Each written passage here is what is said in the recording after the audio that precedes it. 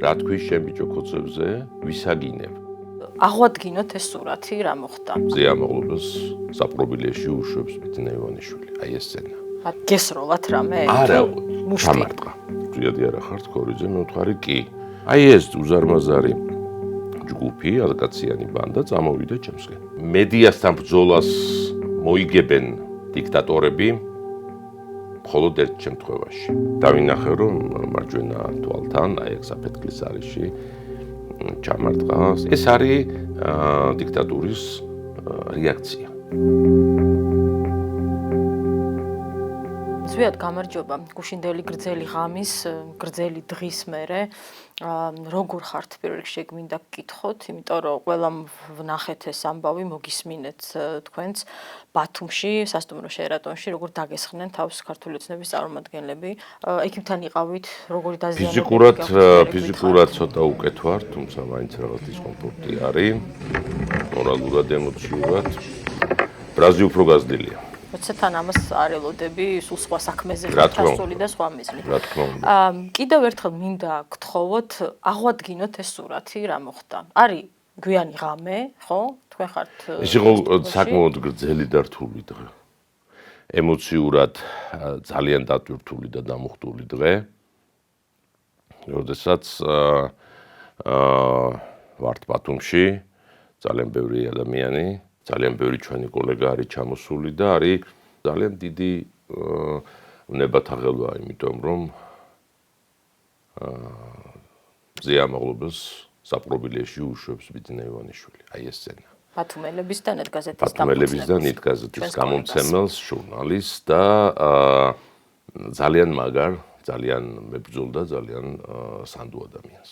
აი ამ პროცესის შემდეგ საღამოს იმ აქციის შემდეგ, რომელიც აჭარის ტელევიზიასთან, საზოგადოებრივი მალმუწყებლის აჭარის ტელევიზიასთან გავმართეთ, იმ ეთერის შემდეგ, რომელიც ეთერ თურაძე მოაწყო. იქ ჟურნალისტი არ იყო, ჟურნალისტი ფიგურალურად იდო ხო იმ ტელევიზიაში და ეთერ თურაძე საზოგადოებას რაც შეიძლება მეტი ინფორმაცია მიაწოდა ხო ამ ამბავს. და პროტესტის აქტი იყო ხო მისი მხრიდან. მე საუბრობთ ძალიან ბევრი შეხვედრა გვაქვს რა თქმა უნდა სოლიდარობა თვითონ გაზეთ ბათუმელებს და იქ რედაქციაში აი ამ რთული დღის შემდეგ მივედი სასტუმროში ჩვეულებრივ და რამდენიმე წუთით ჩამოვჯექი იქ ველობისში იმიტომ რომ ვფიქრე ყავას დავლევ მეთქი მარტო ვარ არავინ არ არის და რო გავხედე ბარისკენ ბარმენი არ იყო და იქ ორი პატარა მაგიდა იყო სადაც რამდენიმე ადამიანი იჯდა ერთ მაგიდასთან სამი მეორესთან როგორც ხედავდი ასევე სამი თუ შეიძლება მეოთხეც იჯდა იქ მოფარებულში მე სავარძელში ვზივარ აქეთ მარტო ჩემსკენ წამოვიდა ერთ-ერთი მაგიდიდან საშუალო ასაკის კაცი დაახლოებით 35 წლამდე უცნობი თქვენთვის? ჩემთვის უცნობი, მოდის ჭიქით. მოვიდა ჩემთან, ამ ჭიქაში რაღაცა ვისკის ან კონიაკის შეფერილობის რაღაც სითხე-ასხია, რა. და თავაზობს მივირთვა და მილოცავს ახალ წელს. ანუ მოგესალმათ, ან სახელით მოგმართათ, ანუ გიცნობთ ეს ადამიანი. ჯერ მომართვა და მომილოცა ახალი წელი, მეც მივულოცი ახალი წელი, მადლობა გადაუხადეს ასმენისთვის, უთხარი რომ ვერ ვსვამ. ამის შემდეგ მითხრა რომ მე თქვენ გიცნობთ, თქვენ ზვიადი არა ხართ ქორიძე, მე ვთქვარი კი. სასიამოვნოა რომ იცნობთ, მაგრამ სამწუხაროდ მე ვერ გიცნობ და იქნებ გამეცნობ. მე გიორგი ვარ მანუელიძეო, ხელი ჩამოვართვით და ის დაბრუნდა თავის ადგილზე, მე დავრჩი ისევ იქ. ამ ამბიდან დაახლოებით 3 წუთის შემდეგ, როცა უკვე ჩემი უღლეს ვესაუბრებოდი ტელეფონზე, დავინახე რომ მარჯვენა მხრიდან, ეგ ლიფტების მხარეა და ლიფტებიდან გამოსავალი გზა სასტუმრო შერატონში დავინახე რომ გამოვიდა ორი ადამიანი, ერთი მამაკაცი, ერთი ქალი, რომლებმა ჩამიარეს წინ, მივიდნენ იქ როიალთან, რაღაც იმიტაციაც ჰქონდა თვითონ უკრავდნენ. მე არც ვაქცევ ამას განსაკუთრებულ ყურადღებას, იმიტომ რომ ტელეფონზე ვსაუბრობ. მე ეს წვილი მივიდა ერთ-ერთ მაგიდასთან და იქიდან სწრაფი ნაბიჯით წამოვიდა ეს კაცი ჩემსგან. და მოვიდა უცბად ჩემთან, პირდაპირ დადგა ჩემ წინ. მე ვზივარ და ტელეფონი ჩართულია, მე ვსაუბრობ დროს.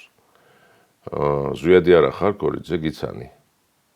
მეთქარი კი, ზვიადი ვარ გორიძე, მეც გიცანით მეთქი, იმიტომ რომ ახლოს რო დადგა, ვიცანი რომ ეს იყო დეპუტატი დიმიტრი სამხარაძე, რომელსაც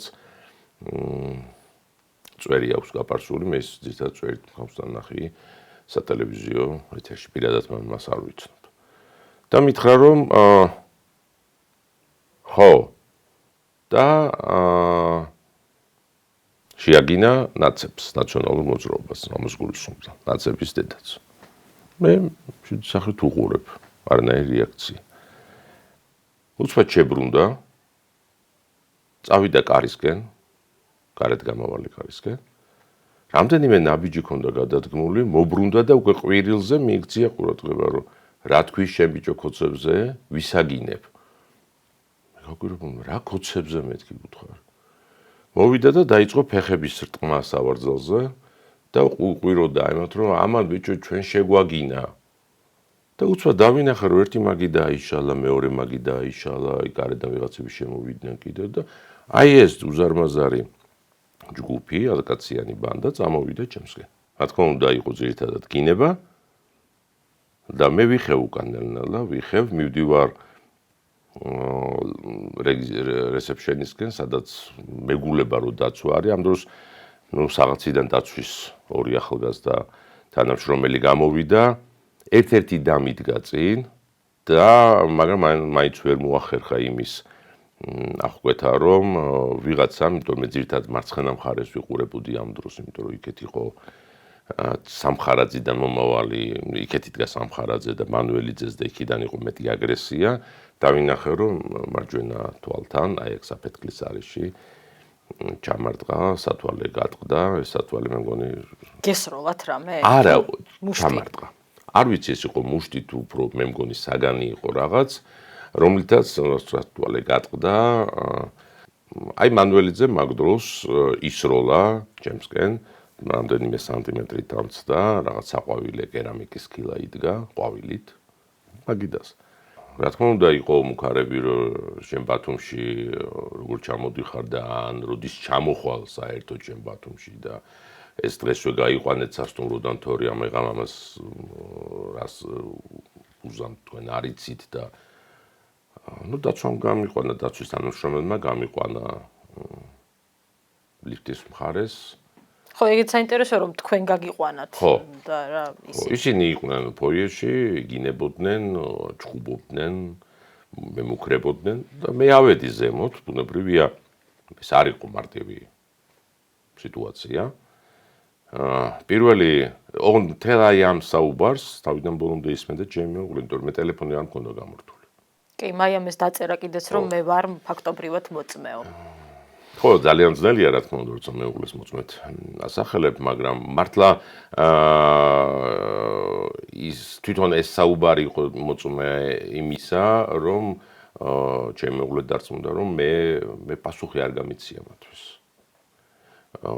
ალბათ ყველაზე დიდი შოკი ეს იყო მათთვის, იმიტომ რომ მათთვის მთავარი იყო, რომ მე შემეგინებინა, მთავარი იყო მესროლა რამე მათთვის, რომ მე ეს გადაზრდილიყო უფრო. ანუ პროვოკაციას წამოჰგებოდით, მე მგონი შეგვიძლია ესე ვთქვათ. როგორც ხვდები, ზუსტად ეს არის ხელწერა ამ ბანდის, რომელიც დადის, ეს არ არის რა თქმა უნდა, მე მოიხსენიე დეპუტატად სამხარაძე, თორე ეს არის ჩვეულებრივი ბანდიტი, ის დადის ქუჩაში, ჩვეულებრივი ბანდიტი დადის, აი მაგალითად იმ მეორე მეს არ შემიმჩნევია, იმიტომ რომ მე მას პირისპირ უყურებდი, მაგრამ აი იმ ვიდეო კადრებში, რომელიც უკვე გახარიასთან დაკავშირებული ინციდენტს უკავშირდება, რაც თავად გაავრცელეს, ხო?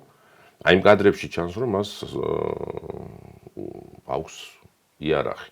მე მესმის, რომ დეპუტატს აქვს იარაღის დარების უფლება, მაგრამ როდესაც ეს დეპუტატი არის სოციალური მოვლენა და ეს დეპუტატი არის ბანდიტი, მაშინ ჩვენ უნდა ვიფიქროთ იმაზე, რომ მას უნდა კონდეს ეს შეზღუდვა, იმიტომ რომ მე იმასაც არ ვიცხოვ, შეიძლება ვიღაც სხვა აღმოჩნდეს მისი მორიგი სამსხვერპლო, რომელიც აი ისეთი ტაქტიკით არ დაუხდეს ამ ბანდიტების შემოტევას და გასცეს პასუხი. მაგალითად, როგორც გასცა პასუხი გიორგი გახარიამ და უსასტიკესად წემეს, რა პასუხის გაცემა რა იყო, ყავა ესროლა, ხო, ყავის ჭიქა. ეს იყო ცოტა მალევე თქვენზე თავდასხმის შემდეგ, ხო? დაახლოებით 20 წუთში იყვნენ სასტუმროს ფოიეში ჩემი მეგობრები, ვისაც მე დაუკავშირდი, ყველა ის ადამიანი, რამდენიმე ადამიანი, ვინც ზუსტად ამ სასამართლო პროცესის გამო ვიყავით ჩასულები. და მირეკეს რომ ჩამოდი დაბლა. მე ვთქვი მანდარიან კიდე და არა აღარ არიანო აქ, მაგრამ აქ უარეს სიტუაცია. ჩავედი და ეს დამხვდა უკვე ის გიორგი კახარიას ინციდენტი მომხდარი და ნახე ეს ვითარება. ხო, ეს არის მოდი ასე ვთქვათ, უკვე რეაქციის ფაზაში მყოფი რეჟიმი, რომელიც დადის ყველგან და სად რა საშუალება, სად რა მეთოდი აქვს ვიღაცას საპრობილეს შესვამს, ვიღაცას ქუჩაში ცემს და აგინებს, ვიღაცას ადმინისტრაციული წესით იჭერს, ვიღაცას ვითომ მიტინგის დაშლის მოტივით ქუჩაში კლავს ლამის, სიკვდილამდე მიყავს, გამოყავს რაღაც გაუგებარი ბანდები ქუჩაში და ადამიანებს აცემინებს. ეს არის დიქტატურის რეაქცია, ჩვეულებრივი რეაქცია. თუ აქამდე არ ეჯერა ძალიან ბევრ ადამიანს, რომ ბიძინა ივანიშვილი ქმნის დიქტატურას, დიქტატურა რა თქმა უნდა რაფინირებულ მმართველობის სისტემებზე არ დგას. დიქტატურა დგას დიქტატორის ვნებაზე. და დიქტატორის ვნება ამ შემთხვევაში არის ასეთი, მას სხვანაირი არ იცის. ველური, ბანდიტური, ანუ ის პრაქტიკა და ის გამოცდილება, რაც ამ ადამიანს აქვს, და ამიტომ ის იყენებს ყველა სახელმწიფოებრივ სტრუქტურასაც კი ამ თავისი ვნების განსახორციელებლად. ყველა აი ამ თავის დამქაშს იყენებს ამისთვის და ბუნებრივია, თუ კი აქამდე ის ამ დიქტატურის ვერტიკალს აშენებდა, დღეს ეს ვერტიკალი უკვე გადმოვიდა შეტევას.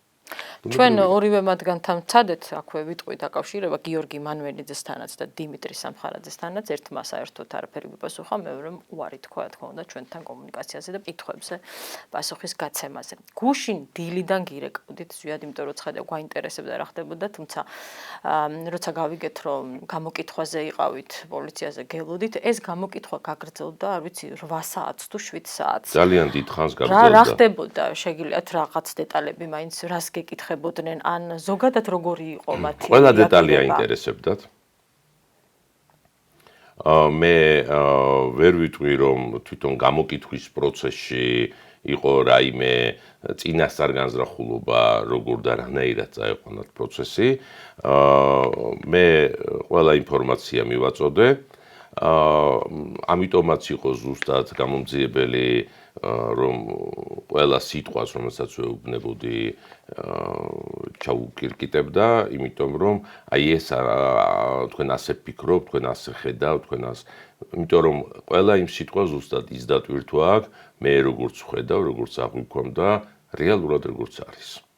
იმიტომ რომ გამორიცხულია, რომ აი ასეთი გავეშებული ადამიანი, როდესაც ეუბნება სასტუმროს ეს ადამიანი დღესვე აქედან მოაშორეთ, თორემ აქ არ ვიცით ამეღამ რას უზამთ მას, ეს თავისთავად არის მუქარა.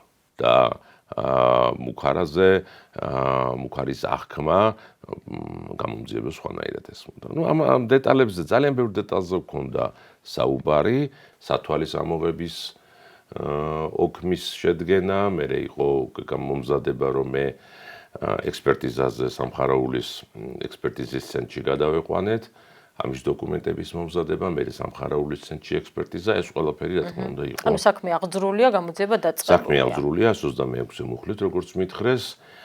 ჩემი მოთხოვნა იყო ორი, პირველი რა თქმა უნდა დაზარალებულად ცნობა და მეორე იყო სრული უწყვეტი ჩანაწერის, ვიდეოკამერების სრული უწყვეტი ჩანაწერის ამოღება სასტუმრო შერატონ ბათუმიდან, აი ღამის 12 საათიდან 2 საათამდე, ანუ გულისხმობ ჩემს სასტუმროში მოსვლამდე 1 საათით ადრე და უკვე იმ დრომდე, როცა მე სასტუმროს ჰოლში ჩამოვედი, როდესაც უკვე ჩემი მეგობრები იყვნენ მოსული და მე გამოვიძახე პატრული. ეს კამერის ჩანაწერები არსებობს, ხომ? კამერის ჩანაწერების არსებობას ადასტურებს სასტუმროს მენეჯმენტი. გუშინ გამოკითხვის დასრულების მომენტისთვის ამდენადაც ჩემთვის ცნობილია ეს ჩანაწერები ამოღებული გამოძიებას არ ქონდა. არ ვიცი ქონდა თუ არა მოთხოვნილი სასამართლო წესით მისი ამოღება, არ ვიცი, ვერ გეტყვით, მაგრამ ამ დროისათვის გუშინ საღამოს 7 საათისთვის ეს ჩანაწერები რამდენადაც ჩემთვის ცნობილია არ იყო ამოღებული სასტუმროდან. ეს არის ერთ-ერთი მნიშვნელოვანი მომენტი. რა თქმა უნდა, აი როდესაც ჩამოვედი მე და ეს ორდაიმლიფტების მხარიდან გამოვედი, პირველ რიგში გავიხედე იმ ადგილისკენ, სადაც ეს ადამიანები ისხდნენ და სვამდნენ. იმ დროს, როდესაც მე აქეთ სავარძელში ვიჭექი. და დავინახე, რომ ორივე მაგიდა იყო მოსუფთავებული. ანუ ყველა ის ნივთვიცება, რომელიც იყო მნიშვნელოვანი გამოძიებისთვის, ის ჭიქები, ის ბოთლები, არ ვიცი კიდე შეიძლება რაღაცა კონკრეტული დეტალი, მაგალითად, თუნდაც ხელსახოცი, ხო? რომელიც აუცილებლად მნიშვნელოვანია, ძალიან ბევრი რამის იდენტიფიცირებისთვის იყო უკვე გამქრალი. იმას არ ვსაუბრობ, რომ მეორე ინციდენტთან დაკავშირებული სხვა სამხილებიც ასევე განადგურებული იყო, მოწმენდილი იყო იატაკი და ასე შემდეგ. ეს სასტუმროს ადმინისტრაციამ იმიტომ გააკეთა, რომ უბრალოდ სისუფთავე ქონოდა ეზოში, ფოიეში, თუ ამას აიძულებდა გამოძიება, რომელიც უკვე იყო მოსული გიორგი გახარიას ფაქტთან დაკავშირებით სასტუმროში, მე არ ვიცი. მაგრამ ფაქტია, რომ იმ საღამოს ღამით მე საათზე მეტი ველოდე 112-ის გამოძახებაზე პასუხს, არავინ არ მოვიდა. იქ ისედაც იმყოფებოდნენ საგამოძიებო სამსახურის წარმომადგენლები აჭარის პოლიციის და მათ ზეპირი გასაუბრება სადეს ჩემთან და არანაირი ოქმი არ შეუდგენიათ, ზუსტად რა მოხდა და როგორ მოხდა და როდესაც უკვე მე თვითონ ჩემით გადავწყვიტე წასვლა რესპუბლიკურ საავადმყოფოში, იმიტომ რომ აწუხებდა აი ეს ადგილი და მინდოდა შემემოწმებინა. აი მაშინ მითხრეს, რომ გელოდებით სამმართველოში გამოკითხვას. გამოკითხვა გუშინ დაიწყო 12 საათზე. თუ მოველით, რომ თავდამსხმელებით დაისჯებიან. ეხლა ამას ვსვამ ამ კითხვას, იმიტომ რომ აქამდე ჩვენ არც ერთი პოლიციელი, სპეცრაზმელი თუ სხვა ადამიანი არ არის დასჯილი, ვინც ძალადობდა მაგალითად აქციის მონაწილეებზე და არაერთი მტკიცებულება არსებობს ამისი. ხო, ეს დაუსჯელობა მაშინ, როცა არ ვიცი, რკინის ჯებირზე ბრახუნის გამო აჯარიმებდნენ, აპატიმრებდნენ ადამიანს და შემდეგ ძალიან მკაფივა და ზედაპირზედებს და თუ გაქვს ეგ განცდა, რომ ვინმე აგებს პასუხს. აი დინამიკას მიყევი ხო ეკა და ნახე რომ არავის არ ისჯია. ვინმე დასაჯეს? ჩვენ არავინ არ გვინახავს დასჯილი. აი ვინმე დასაჯეს მაგალითად გურამ როგავას პრაქტიკულად სასიკვდილოდ გაწირვის გამო. ხო არ არიან პოლიციელები მაგალითად ადამიანები, რომლებიც თვითონვე ამბობენ, რომ არ არიან ისინი პოლიციელები, ხო, ვინც მაკაჩიხლაძისა და გიორგი შეწირულის ისტორიაში მონაწილეობდნენ, მათ სასიკვდილოდ გამეტებაში მონაწილეობდნენ. არც ისინი არიან დაკავებულები. ის ადამიანები, რომლებიც არიან პოლიციური სისტემის ნაწილი და ჩვენ ვუყურებთ უბრალოდ რა მეთოდებით იჭერენ, აკავებენ ადამიანებს მიტინგებზე და იქვე საჯაროდ მოედანზე როგორ უსწორდებიან მათ. მე არ ვსაუბრობ მერე რა ხდება დაუშვათ დახურულ კარს მიღმა და ასე შემდეგ. რამდენ პოლიტიკოსზე, რამდენ საჯარო პირზე გვინახავს თავდასხმა, გაგვიგია ამბავი. ვინმე არის გია ჯაფარიძეზე თავდასხმის გამო დაპატიმრებული? ვინმე ერთი ადამიანი მაინც? არა. და როცა ამ დინამიკას ვადევნებთ თვალყურს და ვიღებთ პასუხს, რომ არავის არ იჭერენ, მაშინ კითხვა ხომ უნდა დავსვათ, რატომ არ იჭერენ? ეს არის ისეთი ხელისუფლება, რომელსაც ცოდნა, გამოცდილება და ბერკეტი არ აქვს იმისა, რომ დამნაშავე დაიჭიროს? რა თქმა უნდა. ეს არის ზუსტად ის, რაზეც ვსაუბრობდი. ეს არის უკვე დიქტატორული ვერტიკალი, რომელიც ჩამოიშლება აქ რომ ვინმე დაიჭირო. ანუ პასუხი თქვენი არის, რომ არა, არ ელოდებით არავის. ეხლა დღეს რომ დიმიტრი სამხარაძე დაიჭიროს ხელისუფლება, მას ეს სისტემა დაენგრევა. იმიტომ რომ დიმიტრი სამხარაძეებზე დგას ეს ხელისუფლება. თორე პირდაპირ ვთქვათ, დიმიტრი სამხარაძე მინიმუმ აი ჩვენი ინტერვიუს დაწყებამდე უკვე უნდა გქონოდა ინფორმაცია, რომ გამოკითხულია. მინიმუმ. ოღონდ ამ პრაქტიკის დაშვებაც არ შეიძლება ამ დიქტატურისთვის. არ შეიძლება, იმიტომ რომ მაშინ სისტემა მოენგრევათ. ეს არის ყველაფრის ნებადართულობაზე ორიენტირებული მმართველობა. უკვე აკვირდებით, რომ ბანდიტებად ჩამოაყალიბა ეს პოლიტიკური ჯგუფი ბიძინა ივანიშვილმა. დადიან ქვეყნის შიგნით, დადიან ქვეყნის გარეთ და ცემენ ადამიანებს. აგინებენ და ემუქრებიან. მზია ამაღლობელსაც შეაგინა და შეაფურთხა პოლიციელმა, როგორც ჩვენ ეს მოვისმინეთ. ნონა ქურდოვანიძემაც თქვა ეს გუშინ საიას თავმჯდომარემ, ჩვენ ნახეთ კადრები, რა მოხდა იქ მზიას დაკავებისას. როგორ ფიქრობ ზვიად, აი მზიას დაპატიმრებითაც რა გვითხრა ხელისუფლება?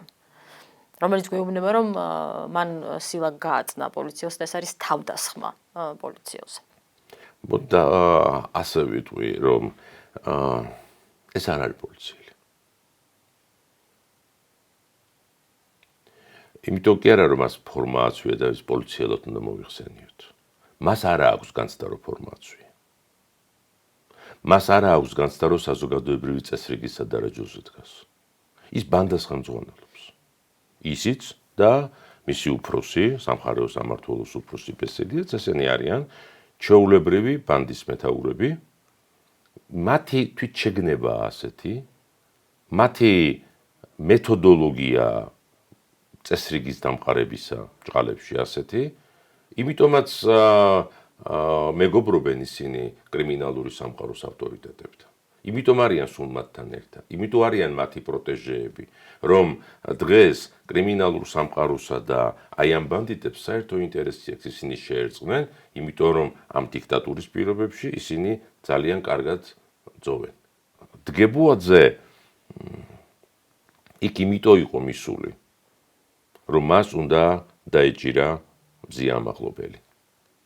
ან ეთერთურაც. ეს არის ჩემი ვერსია. რომ ეს რაღაც საჩვენებელი დასჯამო იყო. იმიტომ რომ ხო ბათუმელები ამ ბანდიტურ დაჯგუფებას ყელში აქვს გაჩხერილი. იმიტომ რომ ეთერთურაძემ რაც უთხრა შალვა პაპუაშვილს შარშან ვითომ ყველაზე რესპექტაბელურ ეგრეთ წოდებულ დეპუტატს საქართველოს პარლამენტის, რომელსაც თავმჯდომარეობასაც ანდობენ, ხო? რომ აი ამ რეჟიმმა შეძლო ის, რაც ყველა ავტორიტარული გადაცდომის დროს აბაშიძის, შევარდნაძის, სააკაშვილის მმართველობის პირობებში ვერ მოახერხეს ამ მმართველებმა, რომ ჟურნალისტები, მათ შორის ბათუმელების ჟურნალისტები, აი ამ ჟურნალისტური ქცევის სტანდარტიდან გამოეყვანათ. და ექციათ აქტივისტებად. ეს შეძლო ქართულმა ოცნებამ. და რატო ხდება ჟურნალისტი აქტივისტი, რატომ ხდება პედაგოგი აქტივისტი, რატომ ხდება ნებისმიერი ბიზნესმენი რატომ უნდა გახდეს აქტივისტი და ბევრი დავინახეთ რომ გახდა. რატო? იმიტომ რომ ჩვენ პირისპირ არ არის მმართველობის დემოკრატიული წესი. ჩვენ პირისპირ დგას დიქტატურა და ხა დიქტატურას თუ არ უპირისპირდები აქტივიზმით, მაშინ დიქტატურის ნაწილი ხდები. უნდა გამოკვებო ეს დიქტატურა. სხვა მეტი ფუნქცია შენ აღარ აქვს. ის რომ ახლა ჩვენ მშვიდად ვსაუბრობთ ამ ოთახში და აქ არ შემოდის მაუზერიანი კაცი და არ ყოლავს, ეს არ ნიშნავს იმას, რომ ხვალ ეს არ მოხდება. და ხვალ რომ ეს არ მოხდება, ამის გარანტიას მემაძლევს ის, რაც გააკეთა დგებუაძემ ბათუმში, როცა მზია ამაღლობელი დააკავა. როცა მზია ამაღლობელი დააკავეს ადმინისტრაციული გადაცდომით, ადმინისტრაციული სამართალდარღვევით, ხო, ჭყალებში. თავიდან. ხო, რომ სტიკერი გააკრა ქუჩაში. ხო. გამოუშვეს და ზუსტად იმიტომ გამოუშვეს. ისიც და სხვებიც, მაგრამ სხვა ქალბატონები ზუსტად იმიტომ გამოუშვეს, რომ ვითომ რაღაც იმიჯი შეექმნათ, რომ აი როგორი ჰუმანურები ვართ. მაგრამ განზრახვა, რომ სისხლის სამართლებრივი წესით უნდა დაესაჯათ მზია ამაღლობელი, ამას ღიად ამბობს დგებუაძე. ის ამას არ მალავს. დავიჭერ ამას. სისხლით დავიჭერთ. და საზოგადოებას აჯერებენ, რომ რა თქმა უნდა, პოლიციელს დაარტყა. პოლიციელს რომელმაც საზოგადოებრივი წესრიგის დარღვევის კასკადი მოაწყო, მარტო იმ საღამოს. სხვა დროს ის რას აკეთებს ბათუმში, რას აკეთებდა თბილისში, ეს ხო ცალკე საუბრის თემაა. ზია ამაღლობელმა პოლიციელს რომ დაარტყა, როგორც ამბობს სახელაშვილი, ბათუმის სასამართლოს მოსამართლე, თავად გებუაძეს არა აქვს ამის განცდა. ის უბრალოდ შეურაცხყოფილია, რომ ქალმა როგორ დაარტყა. და მერე გამწარებულმა გამოიყენა თავისი თანამდებობრივი უფლება და ეს ქალი ჩასვა საპრობილეში. ზია ამაღლობელი დღეს გებუაძის პირადი პატიმარია, იმიტომ რომ რევანშზე წავიდა გებუაძე, მაგრამ ზია ამაღლობელი არის ბიძინა ივანიშვილის პატიმარი. ტყვია ზუსტად იმიტომ, რომ მას იმ თავის პროფესიულ საქმიანობას მარტო ბოლო ერთი წლის კი არა, მთელი 25 წლის პროფესიულ საქმიანობას არ პატიობს. იმიტომ რომ არავის არ აპატიებს ბიძინა ივანიშვილი თავისუფლებას. რას ელოდებით, აი როგორ წავა ეს პროცესი? მზიას პროცესი გულისხმობს. ანდრო ჭიჭილაძეს დაჭერით, რას ეუბნება საზოგადოებას ბიძინა ივანიშვილი. ყველა მსახიობს დავიჭერ, ყველა რეჟისორს დავიჭერ. ყველას დავიჭერ, ვინც სცენაზე გამოვა და სიტყვის. რატომ დაიჭირეს საგანგებოდ, მართალია ადმინისტრაციული წესით სვიად რატიანი? რატო დაიჭირეს? ხო საგანგებოდ დაიჭირეს, ხო ყველამ ვიცით რომ საგანგებოდ დაიჭირეს. აი როგორ წაიყვანეს აი იმ ტალღაში, ხო, პოლიციურ ტალღაში ზვიადი. იმიტომ რომ ისი ლექსის ეშინიათ. ბიძინა ივანიშვილი ხო პირდაპირ ეუბნება საზოგადოებას, რომ თავგანწირულ ადამიანებს მე ვერ ვგუობ, ვერ ვიტა. ეს ახალგაზრდები თავგანწირულები არიან. ისინი, ვისაც ადმინისტრაციული წესით იჭერენ, ისინი, ვინც სისხლსამართლებრივი წესით ზის. ესენი ხო თავგანწირული ადამიანები არიან. მზია ხო თავგანწირვის ფორმულაა ჩვენს ქვეყანაში. როგორ ებრძოდა მას ასლან აბაშიძე, როგორ ებრძოდა მას ედვარდ შევარდნაძე, როგორ ებრძოდა მას მიხეილ სააკაშვილი. ეს ხო ანატომია ავტორიტარიზმების გამოვლინებებისა საქართველოში. მაგრამ ეხლა ყველაზე მონოლითური დიქტატურაა საქართველოში და მისთვის აი ის პოლიტიკური ენა, რომელიც ასლან აბაშიძესაც ესმოდა, ედვარდ შევარდნაძესაც ესმოდა, მიხეილ სააკაშვილსაც ესმოდა, პოლიტიკური ენა, რომელიც ნიშნავს ფიქს, რომელიც ნიშნავს სხვების მოსმენას, რომელიც ნიშნავს საერთაშორისო პარტნიორების გათვალისწინებას, რომელიც ნიშნავს უკან დახევას, ეს ბიძინა ივანიშვილს არ აქვს. აი როცა მზიამ დაიკავა სასამართლოზე მარიარესას წიგნი და უთხრა საზოგადოებას, როგორ დავამარცხოთ დიქტატურა, ამით უთხრა საზოგადოებას, ყველა ჩვენგანს გვითხრა, რომ ის დაამხობს ბიძინა ივანიშვილის დიქტატურას. აუცილებლად დაამხობს. მე მგონი მედიასთან ბრძოლა არავის მოუგია. მედიასთან ბრძოლას მოიგებენ დიქტატორები მხოლოდ ერთ შემთხვევაში. თუ საზოგადოება იტყვის უარს თავისუფლებას. თუ მოქალაქეები იტყვიან უარს თავისუფლებას. და საკუთარ კომფორტში, ჭყალებში გამოკეტილები, საკუთარ ნაჭუჭში გამოკეტილები არ გამოვლენ გარეთ.